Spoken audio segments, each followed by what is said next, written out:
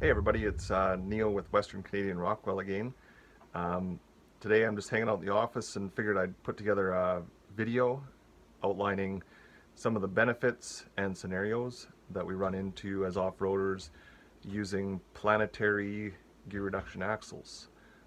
These are common in the Meritor 611 that have shown up on the market, Axletech axles, and anything else that uses a gear reduction hub. So we're going to get into it, kind of break it down, try and keep it simple. I put together a little demonstration that should hopefully clear things up.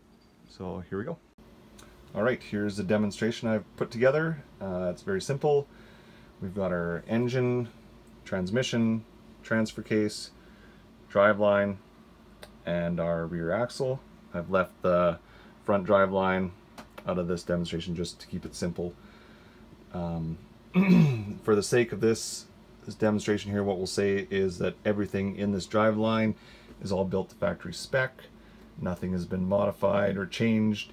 Everything has been engineered by the factory to handle the output torque of the motor, the weight of the vehicle, the tire size of the vehicle, and do it reliably for a long period of time. So we'll start off here with the engine. For the sake of argument, I've made this engine put out 500 foot-pounds of torque. Feeding into the transmission. The transmission we've left in a 1-to-1 ratio, which is typically third, fourth gear, meaning that there's no underdrive and there's also no overdrive. So if we're, for the sake of this demonstration, we're not taking into account parasitic loss or anything like that. So we can say that the input torque is 500 foot-pounds and the output torque out of the back of the transmission is also 500 foot-pounds of torque. This leads us into our transfer case. We're going to leave our transfer case also in a 1-to-1 ratio. A lot of factory transfer cases have a 2-to-1 reduction or a 2.5-to-1 reduction. This one we're going to leave in a direct drive as well, meaning that 500 foot-pounds of torque is coming in and 500 else is also leaving into the rear drive line, feeding into our rear axle.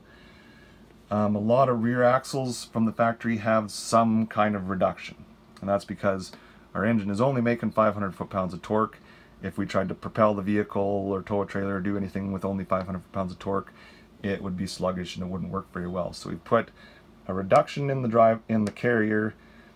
This one, for the sake of argument, we've done at 4-to-1. So that's 4 revolutions of the pinion shaft equals 1 revolution of the crown gear, and the crown gear is what's driving your axles, which is driving your hubs. It's simple, it works well. A lot of axles, Dana 60s, all that kind of stuff, all use, just a simple bevel gear reduction, crown and pinion, and direct drive straight axle shaft to your hubs, drives your hubs, and away you go. So if we take into account that reduction, that 4-to-1 reduction, we're sitting at 2,000 foot-pounds of torque through our axle shafts, driving our wheels. So here's our next scenario. The engine has stayed unmodified. It's making 500 foot-pounds of torque. Transmission is still in our 1-to-1 ratio, but now we've switched our transfer case into a low range. What this done is it's taken our 500 foot-pounds of torque input, multiplied it by 2, so now all of a sudden we have 1,000 foot-pounds of torque output. This is also an additional load on our driveline and then into our axle. So now instead of 500 foot-pounds input, we have 1,000 foot-pounds input multiplied by 4.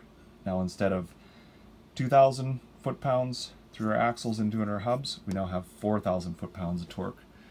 Again, we'll say for the sake of argument that the manufacturer has designed this driveline to handle this load, so it's nothing new. You can still drive around, there's no problems, you're not going to fail any U-joints or break any shafts or anything like that. You haven't modified any tire size and you haven't modified your horsepower, so we're still okay. There's no issues. The vehicle will work like this. It's just a nice low range for off-roading and stuff like that. So here's our next scenario. Our engine still at 500 foot-pounds. We haven't modified the engine or done any performance mods to it. Transmission still 1-to-1. Our transfer case, we're liking to keep that into 2-to-1 for the off-roading, meaning that our output stays the same as it did in the last demonstration. But now we've gone and added a big set of tires. For off-roading, need a little more ground clearance. We're struggling through the mud, so we threw on some big tires. What that's done is it's robbed us of some horsepower. It's made our vehicle kind of sluggish. So what we've done is we've re-geared this rear axle to lower our ratio to compensate for the larger diameter tires. We're now sitting at a 5-to-1 reduction in our ring and pinion, which now has taken our 1,000 foot-pounds of input torque to the axle and taken it up to 5,000 foot-pounds. We're still doing okay. It's not a huge jump in input torque into this axle. It is definitely creating more strain on our axle shafts and our hubs, but everything's okay. We haven't broken anything. Everything's rolling along pretty well. So here is our final scenario for this driveline before we get into upgrading the axle, or before we get into the planetary upgrades. Like any red-blooded off-roader, we've gone and found a smoking deal on some performance modifications. So now our nice little V8 engine here has gone from 500 foot-pounds of output torque up to 750. This is feeding right into our transmission. We're now seeing 750 foot-pounds input and output, still in the 1-to-1 ratio. We're not going to change that just to keep for simplicity's sake. Now our transfer case that we're running in a 4-to-1 reduction is now putting an output of 3,000 foot-pounds. This is feeding into our drive shaft. Fortunately, we've upgraded this, so it's doing okay. But our poor axle here, it's now seeing 15,000 foot-pounds of torque through the ring and pinion and into the axle shafts. And we've gone with the biggest axle shafts, the toughest ring and pinion, the best of the best. We've dumped thousands of dollars into this axle, and now we're having failure issues. We can't keep axles from breaking. We can't keep ring and pinions from stripping out. There's nothing we can do to keep this thing alive. So we're kind of at our wit's end. We don't know what to do. We've considered upgrading to a larger axle that's heavier, more expensive. You know, we can run into all kinds of issues. But there is one solution. So we're going to get into that next. So what we've gone and done, now that we're at our wit's end, we can't keep our poor axle here together. It's blowing shafts and stripping ring and pinions. There's nothing we can do to keep this thing together. There's no better aftermarket parts on the market. This thing is maxed out. It's as tough as it can get. So what we've done is we've gone and bought ourselves a nice planetary axle here.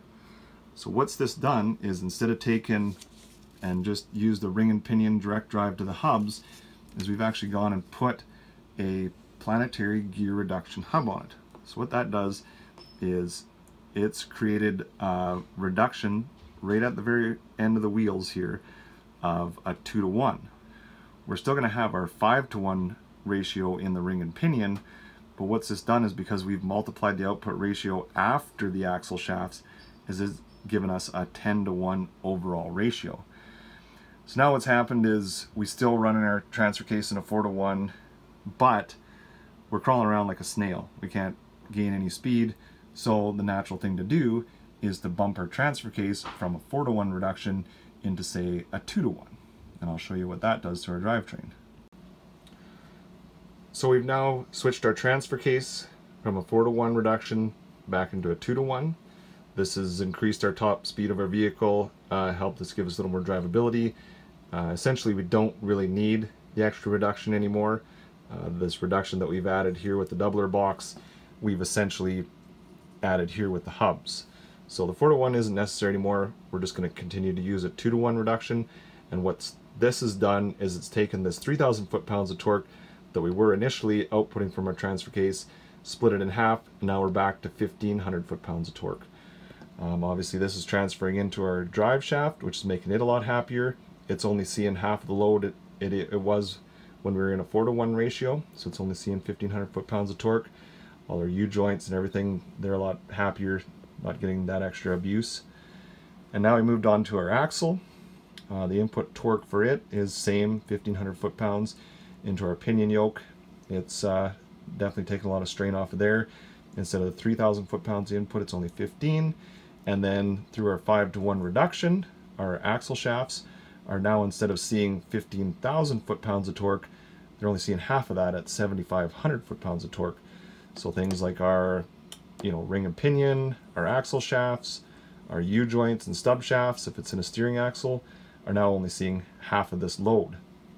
And the other thing too is, because the reduction at the hubs is still here, the output torque after the hubs, after the planetary reductions, is still this 15 15,000 foot-pounds of torque. So we still have that torque to drive our big axles, to move our truck forward, you know, to keep us moving up the big hills and through the mud and stuff like that, just without all this additional driveline load. And that's why these things work so well. The other thing to mention is that this 15,000 foot-pounds, it's not being put through, you know, one ring and pinion. It's being divided between two planetary hubs, which also helps share the load. As you can see, this is why it's beneficial for off-road use and to get that extra strength out of your axles. All right, now that we've gone through some different scenarios, touched on some theory behind planetary gear reductions, now we're going to get into the reality of it. And I know that some guys are going to say, well, if planetary axles are so good, why aren't big heavy trucks like highway tractors and stuff like that running them? Or, you know, why, for example, are we not using heavy truck axles like out of a Kenworth or something in an off-road application? So here's where we're going to get into where things kind of start to make sense in a real-world application. A lot of off-road equipment like tractors, military equipment, heavy equipment, cranes and stuff like that, loaders, and then also you know, some trucks use planetary axles. Very, very common off-road, but not very common on-road. On-road vehicles such as highway tractors don't typically like to use a planetary axle. So first we're going to touch on why a planetary axle is good for off-road applications. As you can see here, we've got two different axle shafts and two bowl gears. These are 2.5 ton and 5 ton. Both are a direct drive axle. There's no gear reduction at the hub.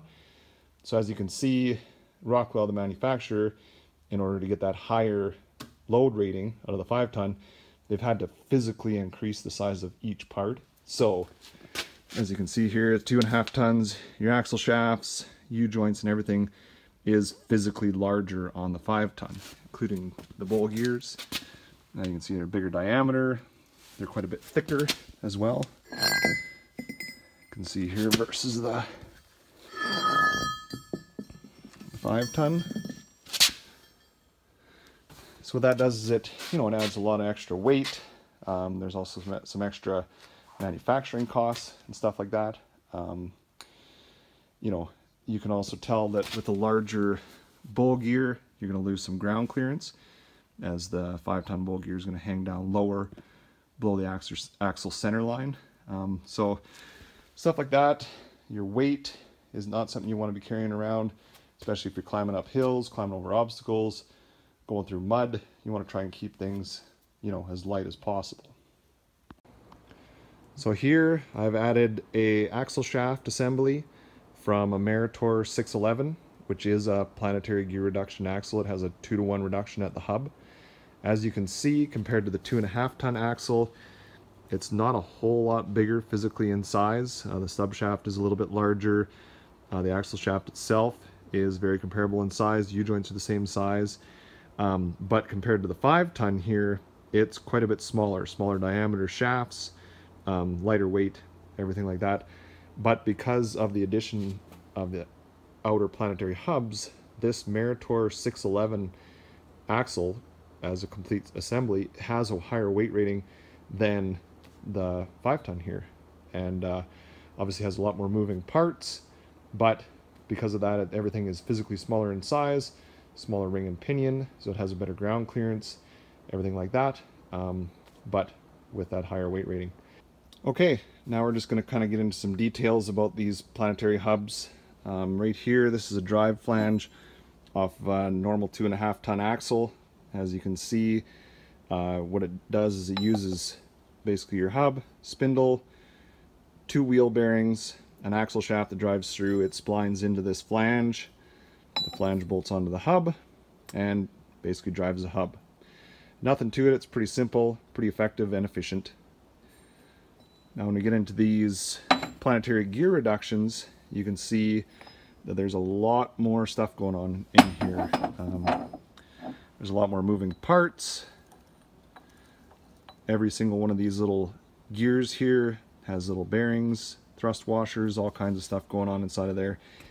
Now the reason why a lot of applications on-road, like a highway tractor and stuff, wouldn't run a gear reduction hub is because of all these additional moving parts. You know, if you're putting on a lot of miles a year, like you would in a highway tractor, all these are going to add to your maintenance costs. So bearings, stuff like that, you know, if you fail one, there's a lot more moving parts than just a couple of wheel bearings and a hub.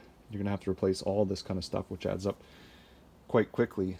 The other thing to mention too is all these little moving parts, especially if they're soaked in like a heavy gear oil, are going to cause a little bit of drag, which leads to a lack of efficiency.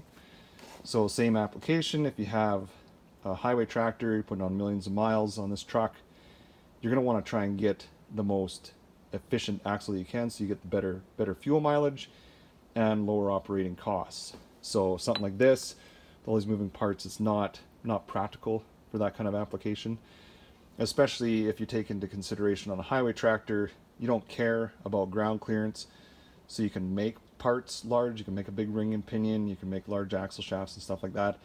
Adds a little bit of extra weight to the truck, but it's you know, kind of accounted for in the efficiency.